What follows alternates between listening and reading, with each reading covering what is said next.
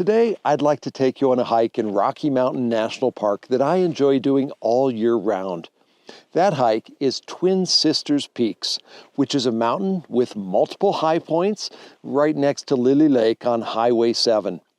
Now, one of the reasons that I enjoy doing this so often is that it's so easy to get to. If you're staying in Estes Park, it's just a 10 or 15-minute drive here to the trailhead, and there is no entrance station, so you can get in really quick without that extra delay. This trail is generally pretty quiet, except on the busiest summer days, and here in the winter, it's especially quiet. But what I enjoy most of all is that this trail will lead you up and up until you're above the trees, and you get up on those high points, and you have incredible views in every direction. It's just magnificent. This hike is about 7 miles long in the winter season with about 2,400 feet of elevation gain. So that makes it a moderate hike in my book, but I'd put it on the higher end of the moderate hikes here in Rocky Mountain National Park, a little bit more challenging. So I strongly recommend that you spend a couple of days in Estes Park to acclimate to the elevation before you do a hike like this.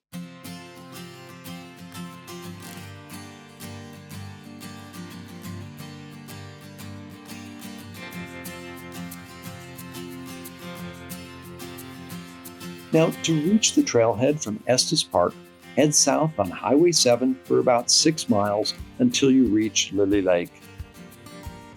Then, use the parking lot on the east side of the road, just opposite the lake.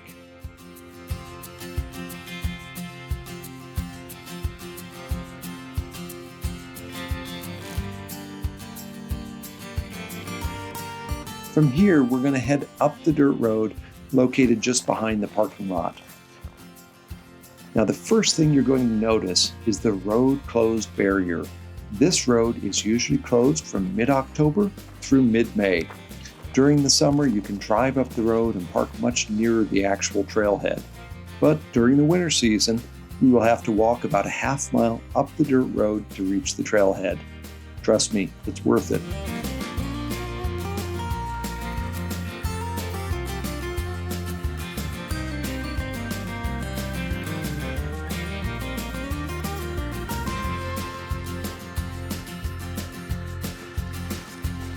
In about half a mile, we reach the actual trailhead. Here, the trail leaves the dirt road and heads up and into the woods.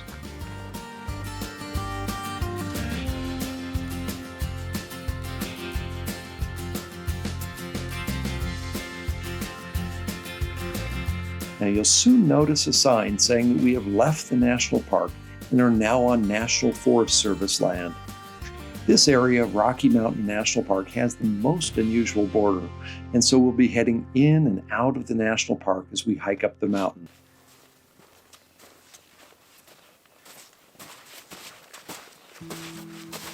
Now, as you look around, you may notice that the trees here are very dense and that there is very little other vegetation. That's because this is a lodgepole pine forest. As we hike up the mountain, pay attention to how the forest changes, both in terms of the species of trees and also the feel of the forest. During the winter, the trail up the mountain is usually hard-packed snow and sometimes can be quite icy, so I highly recommend that you wear microspikes and bring poles for this hike. Otherwise, you're not likely to enjoy it nearly as much. However, if it has snowed recently, then please wear snowshoes, both to keep yourself from sinking and also to keep from making a real mess of the trail for others. Now, after we've hiked about 1.5 miles, we reach a beautiful overlook with stunning views of Long's Peak. This is one of those spots that I love to photograph all year round, as Long's Peak is perfectly framed from this location.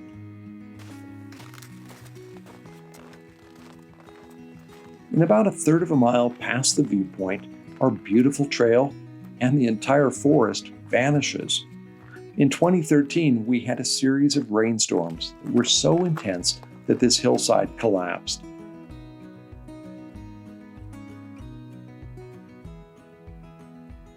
These storms also washed out most of the roads to Estes Park, flooded the downtown area, and washed away much of the little town of Glen Haven.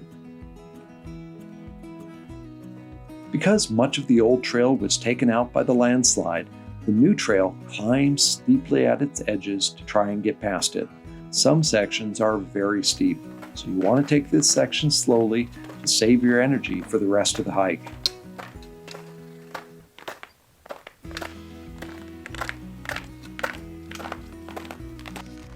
Once the trail gets past the landslide and levels out, then it's time for me to take a short break, get a drink, and have a small snack. I noticed that many hikers will load up on food when they stop, but then find out about 20 minutes later that they have no energy. That's because their body is having to work so hard to digest all of that food. So I find it works best to eat small amounts on a very regular basis.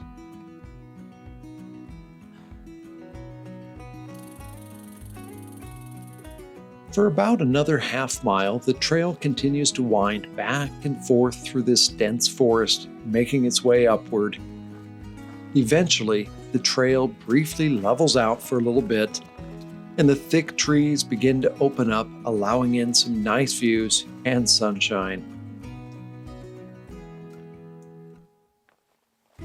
The temperature is warming up, and I think it's time for me to take off my jacket and to get a hat on this bald head of mine. One interesting thing about this mountain is that the view from down below on Highway 7, which we saw at the beginning of this video, doesn't actually show the real summit.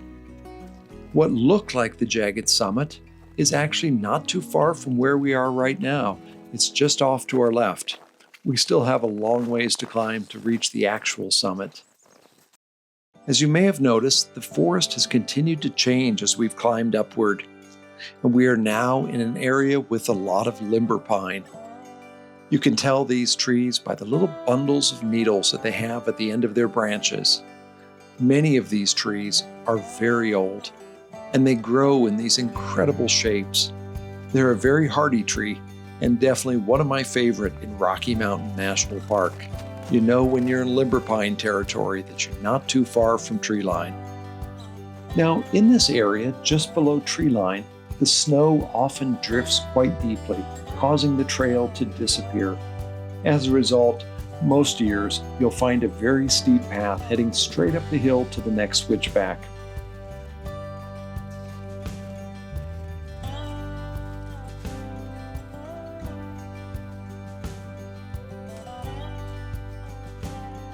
As we hike higher, the trees continue to thin out and dramatic views begin to appear all around.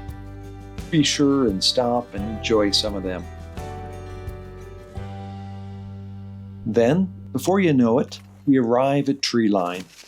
From this point onward, the average temperature is simply too cold for trees to grow.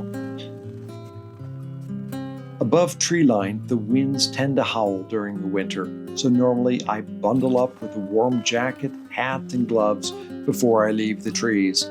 But today, it's simply spectacular, with almost no wind at all.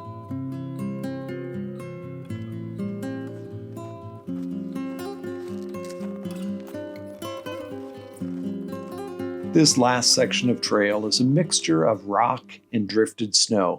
It can sometimes be a little rough going, but we can now see our destination up ahead. If you look, you'll see two main peaks. We're going to try and make our way to the low point between them. Now, as we get closer, you're probably going to notice a large radio tower at the top. There aren't too many mountains in Rocky with radio towers on them. This, however, is maintained by the National Forest Service for their emergency communications. At its base is a small stone cabin which was built in 1914, along with a little white fire tower on the top of the northern peak, which is just behind the cabin. From mid-May through mid-October, someone lived up here all summer long to watch for fires. This fire tower proved instrumental in quickly identifying a number of fires in the area so they could all be put out quickly. However, in 1977, the fire tower was no longer needed due to changes in technology, and so it was removed. But the cabin is still there now. When you arrive at the cabin, you're nearly at the top. There are two main summits. The easiest one to get to is right behind the cabin. There's a small trail that leads up to the top, and it's not too difficult. This will bring you to an elevation of 11,413 feet above sea level. The taller summit is across the way. However, it is only taller by 15 feet. This slightly taller summit requires good balance, and it requires you to be comfortable scrambling up the steep rocks using both your hands and feet. Now, if that doesn't sound like fun to you, then I recommend that you stick with the summit right behind the cabin. Both views are very similar, and there's not a lot gained by going to the further summit.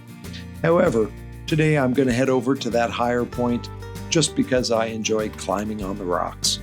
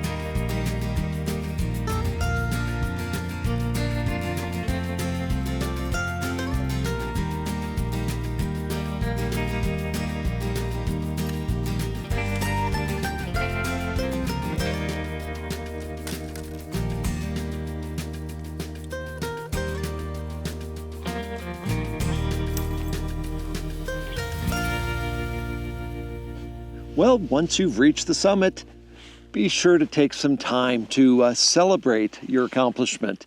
You spent a couple hours getting up here. Now sit down and enjoy it. Far too many people pop up to the summit, quickly look around, and then hurry back down. But if you get a day like this one, be sure to savor it. It's not too often that we don't have high winds here in Rocky Mountain National Park, especially up on top of the mountains.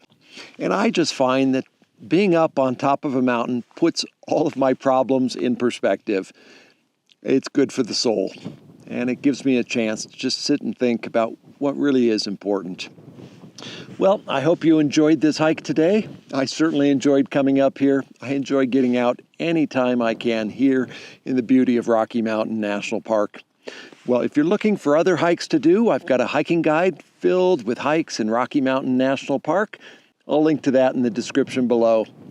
Well, thanks for watching, everyone. I'll see you out on the trail or in the next video.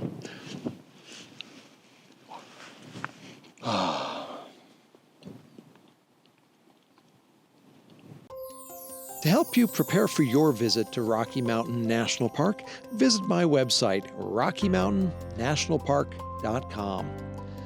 For hiking guides, calendars, coffee table books, and more, visit rockytrailpress.com.